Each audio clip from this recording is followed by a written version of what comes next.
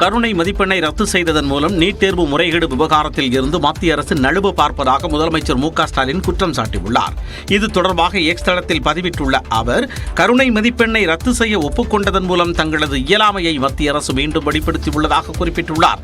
மாநில அரசுகளின் உரிமைகளை பறித்த நிலையில் தேர்வை முறையாக நடத்தாததுடன் முறைகேடும் நடைபெற்றுள்ளது என்றும் இந்த முக்கிய பிரச்சனையில் இருந்து திசை திருப்ப மேற்கொள்ளும் முயற்சியை அனுமதிக்க கூடாது என்றும் அவர் கேட்டுக் கொண்டுள்ளார்.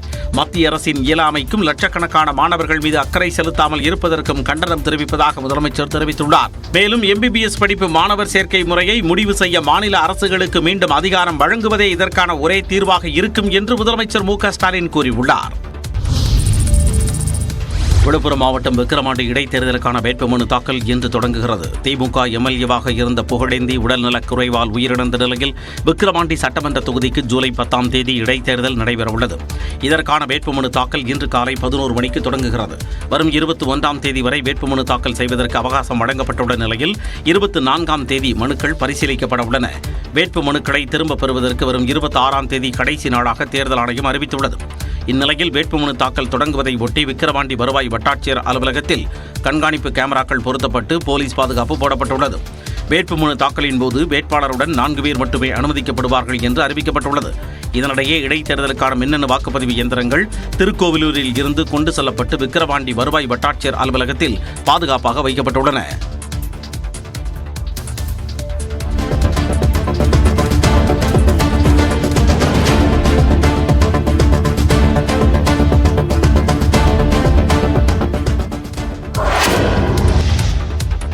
இந்திய அண்ணா திராவிட முன்னேற்ற கழகம்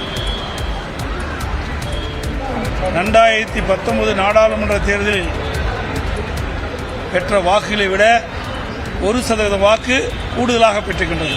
நாடாளுமன்ற தேர்தலில் அதிமுகவின் வாக்கு வங்கி உயர்ந்திருப்பதாக அக்கட்சியின் பொதுச் செயலாளர் எடப்பாடி பழனிசாமி தெரிவித்த கருத்துக்கள்தான் இவை. கோவை விமான நிலையத்தில் செய்தியாளர்களிடம் பேசிய அவர், 2019 திமுகவுக்கு 33.52% வாக்குகள் கிடைத்த நிலையில் தற்போது 26.93% குறைந்திருப்பதாக தெரிவித்தார். 2019க்கும் 2024க்கும் வித்தியாசம் 6.59% வாக்குகள் சரிவடைந்திருக்கின்றன. திராவிட முன்னேற்ற கழகத்தில் பாஜக கூட்டணியின் வாக்கு சதவீதம் 0.2% சரிவடைந்திருப்பதாக அவர் குறிப்பிட்டார். தேசிய கட்சிகளுடன் கூட்டணி அமைக்காமல் இருந்திருந்தால் திமுகவுக்கு இந்த அளவிற்கு வெற்றி கிடைத்திருக்காது என்றும் எடப்பாடி பழனிசாமி தெரிவித்தார். நாங்க தேசிய கட்சியோட கூட்டணி வைக்கல, அவர் தேசிய கட்சியோட கூட்டணி வச்சிருந்தாங்க. அந்த தேசிய கூட்டணி வச்ச காரணத்தினாலதான் அவர்களுக்கு அந்த வாக்கு கிடைச்சிருக்குது. எங்களை போல தேசிய கட்சியோடு கூட்டணி வைக்காமல் தனித்து நின்றிருந்தா எங்களை விட குறைவான வாக்குகள் தான் பெற்றிருப்பாங்க. விக்கிரவாண்டி தொகுதி இடைத்தேர்தலில் அதிமுக வேட்பாளர் விரைவில் அறிவிக்கப்படுவார் என்றும் அவர் தெரிவித்தார். அதிமுக ஒருங்கிணைப்பு குழுவை அமைத்தவர்கள் அதிமுகவிலேயே கிடையாது என்றும் எடப்பாடி பழனிசாமி தெரிவித்தார். விக்கிரவாண்டி தொகுதி இடைத்தேர்தலில் பாமக போட்டியிட பாஜக சம்மதம் தெரிவித்துள்ளதாக தகவல்கள் தெரிவிக்கின்றன. விழுப்புரம் மாவட்டம் விக்கிரவாண்டி சட்டப்பேரவை தொகுதி உறுப்பினராக இருந்த புகழேந்தி உடல்நலக் குறைவால் காலமானார். இதனைத் தொடர்ந்து அடுத்த மாதம் 10ஆம் தேதி இடைத்தேர்தல் நடத்தப்படும் என்று தேர்தல் ஆணையம் அறிவித்துள்ளது. இதற்கான வேட்புமனு தாக்கல் வெள்ளிக்கிழமை தொடங்குகிறது. இதில் திமுக சார்பில் அன்னியூர் சிவா போட்டியிடுகிறார். பாஜக கூட்டணி சார்பில் போட்டியிட பாமக முயற்சி மேற்கொண்டு வருகிறது. இது தொடர்பாக தைலாபுரம் தோட்டத்தில் பாமக நிறுவனர் ராமதாஸ் தலைமையில் மூத்த நிர்வாகிகள் ஆலோசனை நடைபெற்றது. பின்னர் செய்தியாளர்களிடம் பேசிய கட்சித் தலைவர் அன்புமணி ராமதாஸ், இடைத்தேர்தலில் போட்டியிடுவது குறித்து கூட்டணி கட்சித் தலைவர்களுடன் பேசி முடிவெடுக்கப்படும் என தெரிவித்தார். விக்கிரவாண்டி இடைத்தேர்தல் சம்பந்தமாக விவாதம் செய்தோம். எங்களுடைய முடிவை எங்களுடைய கூட்டணி கட்சி தலைவருடன் பேசி எங்களுடைய முடிவை உங்களுக்கு தெரிவிப்போம். இந்நிலையில் இடைத்தேர்தலில் பாமக போட்டியிட பாஜக சம்மதம் தெரிவித்துள்ளதாக தகவல்கள் தெரிவிக்கின்றன. ஏ.ஆர். ரகுமான் போல தான் இசையமைத்த அனைத்து பாடல்களுக்குமான பதிப்புரிமையை இளையராஜா பெறவில்லை என உயர்நீதிமன்றத்தில் எக்கோ நிறுவனம் தெரிவித்துள்ளது. இளையராஜா இசையமைத்த 4500 பாடல்களை பயன்படுத்த உரிமை உள்ளதாக உயர்நீதிமன்றத்தில் எக்கோ நிறுவனம் தாக்கல் செய்த மேல்முறையீட்டு வழக்கு மீண்டும் விசாரணைக்கு வந்தது. அப்பொழுது ஊதியம் அளித்து இசையை பெறும் தயாரிப்பாளர்தான் முதல் காப்புரிமையாளர் எனவும் அதனால் தயாரிப்பாளரிடம் ஒப்பந்தம் செய்து பாடல்களுக்கான உரிமையை பெற்றுள்ளதாகவும் எக்கோ நிறுவனம் தரப்பில் தெரிவிக்கப்பட்டது.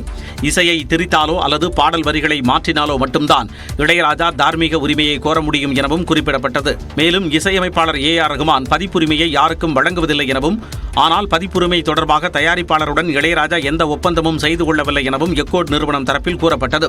இதனால் இசையமைப்பாளர் இளையராஜா தன் பாடல்கள் மீது எந்த உரிமையும் கோர முடியாது எனவும் வாதிட்டது. எக்கோ நிறுவனத்தின் வாதம் நிறைவடைந்ததால் இளையராஜா தரப்பு வாதத்திற்காக வழக்கு விசாரணை வரும் 19ஆம் தேதிக்கு ஒத்திவைக்கப்பட்டுள்ளது. தமிழ்நாட்டில் வெளிமாநில பதிவெண் கொண்ட ஆம்னி பேருந்துகளை செவ்வாய்க்கிழமை காலை வரை இயக்குவதற்கு போக்குவரத்து துறை அவகாசம் வழங்கியுள்ளது. வெளிமாநில பதிவெண் கொண்ட 547 சுற்றுலா பேருந்துகள் தமிழ்நாட்டில் விதிகளை மீறி இயக்கப்பட்டு வருகிறது. இதனால் அரசுக்கு வருவாய் இழப்பு ஏற்படுவதால் அந்த பேருந்துகளை தமிழ்நாட்டில் பதிவு செய்து இயக்க வேண்டும் என்று போக்குவரத்து துறை உத்தரவிட்டுள்ளது. இதற்காக ஏற்கனவே அளிக்கப்பட்ட 6 மாத அவகாசம் நிறைவடைந்த நிலையில் வெள்ளிக்கிழமை முதல் வெளிமாநில பதிவெண் கொண்ட ஆம்னி பேருந்துகளை இயக்கக்கூடாது என போக்குவரத்து துறை உத்தரவிட்டிருந்தது. இது தொடர்பாக போக்குவரத்து ஆணையர் தலைமையில் நடைபெற்ற கூட்டத்தில் பேருந்துகளை இயக்க மேலும் கால அவகாசம் வழங்க அனுமதி மறுக்கப்பட்டது. இதனைத் தொடர்ந்து போக்குவரத்து துறை அமைச்சர் சிவசங்கரை ஆம்னி பேருந்து உரிமையாளர்கள் சந்தித்து தொடர் விடுமுறை காரணமாக கால அவகாசம் வழங்க வேண்டும் என கோரிக்கை வைத்தனர். இதனைத் தொடர்ந்து பயணிகளின் நலன் கருதி இந்த பேருந்துகளை செவ்வாய்க்கிழமை காலை வரை இயக்க போக்குவரத்து துறை அமைச்சர் அனுமதி அளித்தார். இதற்காக அமைச்சருக்கும் தமிழ்நாடு அரசுக்கும் அனைத்து ஆம்னி பேருந்து உரிமையாளர்கள் சங்கம் நன்றி தெரிவித்துக் கொண்டது.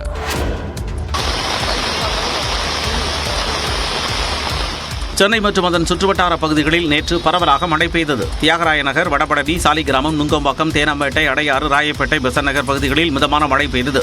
சென்னையில் தொடர்ந்து 3வது நாளாக இரவில் மழை பெய்ததால் வெப்பம் தணிந்து குளிர்ச்சியான சூழல் நிலவியது.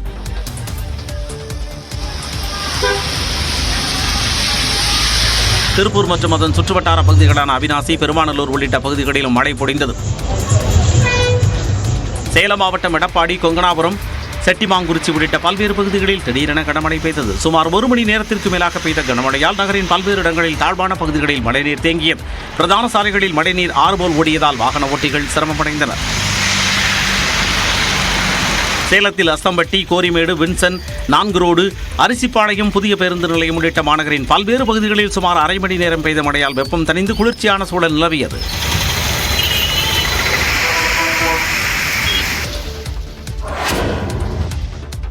முல்லை பெரியாறு அணையில் தொழில்நுட்ப ரீதியாக எந்த பிரச்சனையும் இல்லை என்று மத்திய நீர்வள ஆணையத்தின் தலைமை பொறியாளர் தெரிவித்துள்ளார். உச்சநீதிமன்றத்தால் நியமிக்கப்பட்ட மத்திய நீர்வள ஆணையத்தின் தலைமை பொறியாளர் ராகேஷ் கைஷ்யப் தலைமையிலான கண்காணிப்பு குழுவினர் முல்லை பெரியாறு அணையில் ஆய்வு மேற்கொண்டனர். கேரள மாநிலம் தேக்கடிக்கு சென்ற கண்காணிப்பு குழுவினர் தமிழ்நாடு அரசின் படகில் பயணம் செய்து உபரி நீர் திறக்கப்படும் 13 மதகுகளில் 3 மதகுகளை இயக்கி சோதனை செய்தனர். அதோடு அணையின் கசிவு நீர் அளவிலான சோதனையில் அவை துல்லியமாக இருப்பது உறுதி செய்யப்பட்டது. பின்னர் செய்தியாளர்களை சந்தித்த நீர்வள ஆணையத்தின் தலைமை பொறியாளர் முல்லை பெரியாற்றில் புதிய அணை கட்டுவது குறித்து எதுவும் ஆலோசிக்கப்படவில்லை என கூறினார். Sir, I am not aware and we have not discussed. Sir, this is not in our mandate, so I have not What's discussed. the opinion about this new dam? I can't In the supervisory give committee, any discussion I have about not that? gone through, I am not aware of all those things and not being dealt by this supervisory committee, so... ஆய்விற்கு பிறகு இரு மாநில அதிகாரிகளுடன் கண்காணிப்பு குழுவினர் ஆலோசனை மேற்கொண்டனர். இதில் தமிழ்நாடு அரசு சார்பில் நீர்வளத்துறை கூடுதல் தலைமைச் செயலாளர் சந்தீப் சக்சேனா, காவிரி தொழில்நுட்ப குழு தலைவர் சுப்பிரமணியன் கலந்து கொண்டனர்.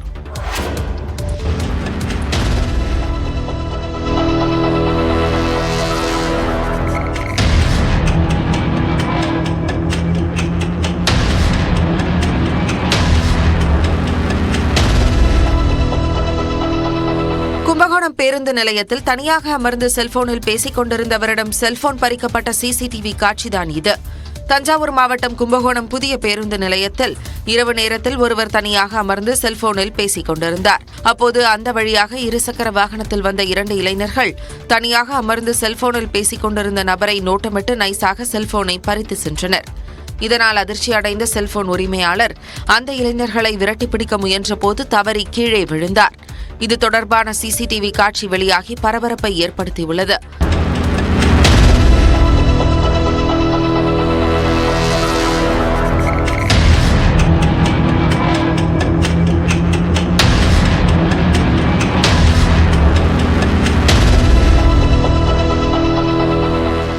மக்கள் நடமாட்டம் அதிகமுள்ள கும்பகோணம் புதிய பேருந்து நிலையத்தில் நடந்துள்ள இந்த துணிகர வழிப்பறி சம்பவம் பொதுமக்களிடையே அச்சத்தை ஏற்படுத்தியுள்ளது.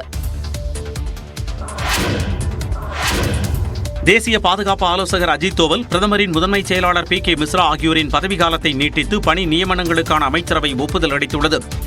2014ஆம் ஆண்டில் பிரதமராக நரேந்திர மோடி பதவியேற்ற நிலையில் தேசிய பாதுகாப்பு ஆலோசகராக அதே ஆண்டின் மே 30ஆம் தேதி அஜித் தோவல் நியமிக்கப்பட்டார். அவரது பதவிக்காலம் 2019ஆம் ஆண்டில் நீட்டிக்கப்பட்டது.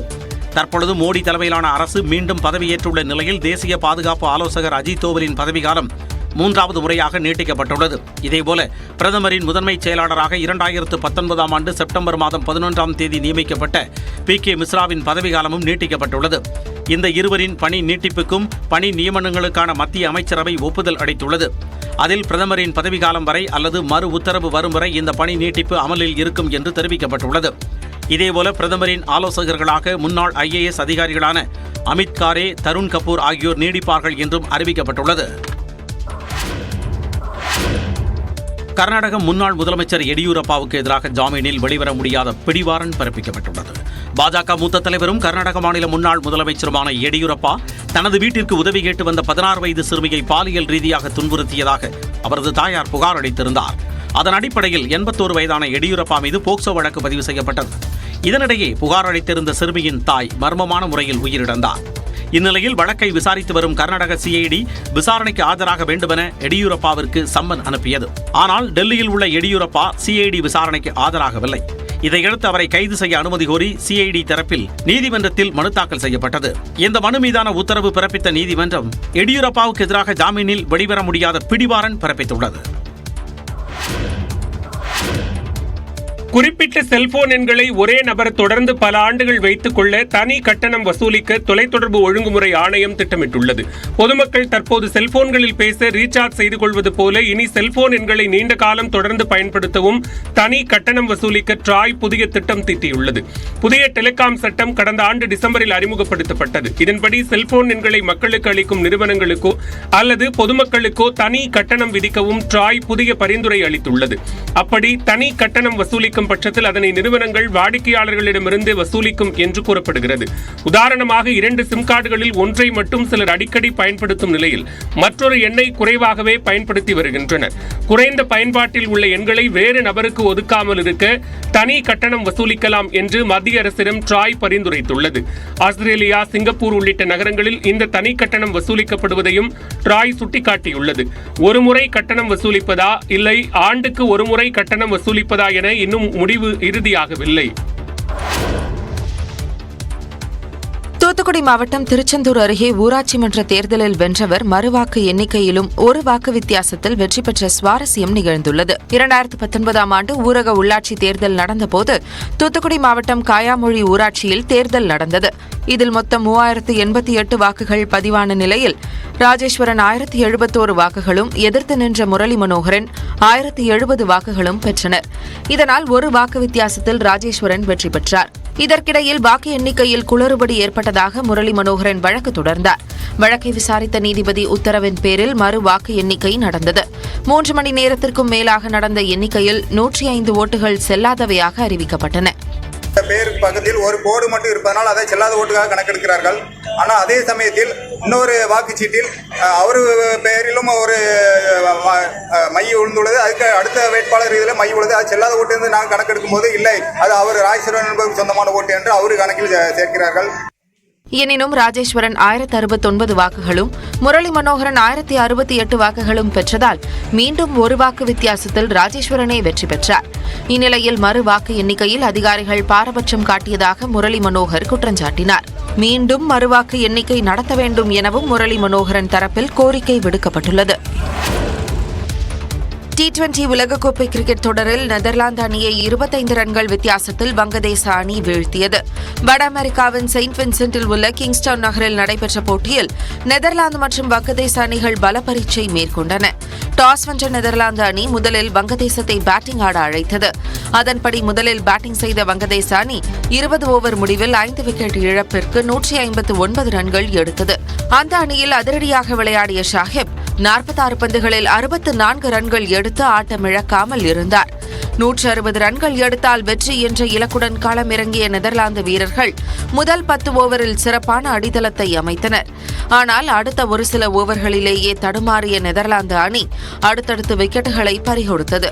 20 ஓவர் முடிவில் 8 விக்கெட் இழப்பிற்கு 138 ரன்கள் மட்டுமே எடுத்து நெதர்லாந்து தோல்வியை தழுவியது. வங்கதேச அணியில் அதிகபட்சமாக ரிஷத் உசைன் 3 விக்கெட்டுகளை கைப்பற்றினார்.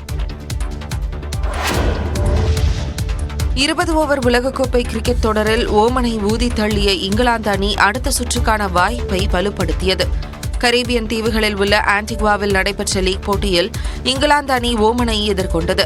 டாஸ் வென்ற இங்கிலாந்து அணி முதலில் பந்துவீச்சை தேர்வு செய்தது.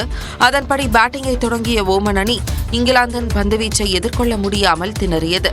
13.2 ஓவரில் அனைத்து விக்கெட்டுகளையும் பறிகொடுத்த ஓமன் அணி 47 ரன்களில் சுருண்டது. அந்த அணியில் ஷோயப் கான் மட்டுமே அதிகபட்சமாக 11 ரன்கள் எடுத்தார். இங்கிலாந்து அணியை பொறுத்தவரை அட்டில் ரஷீத் 4 விக்கெட்டுகளையும் ஜோஃப்ரா ஆர்ச்சர் மற்றும் மார்க் வுட் தலா 3 விக்கெட்டுகளையும் கைப்பற்றினர். 48 ரன்கள் எடுத்தால் வெற்றி என்ற எளிய இலக்குடன் களமிறங்கிய இங்கிலாந்து வீரர்கள் அதிரடியாக ஆட்டத்தை தொடங்கினர். தொடக்க ஆட்டக்காரரான பிலிப் 3 பந்துகளில் 2 சிக்சர்கள் அடித்து ஆட்டமிழந்தார். 3 ஓவர்களில் இலக்கை எட்டிய இங்கிலாந்து அணி 8 விக்கெட் வித்தியாசத்தில் அபார வெற்றி பெற்றது. அதிகபட்சமாக கேப்டன் ஜோஸ் பட்லர் 8 பந்துகளில் 24 ரன்கள் எடுத்தார்.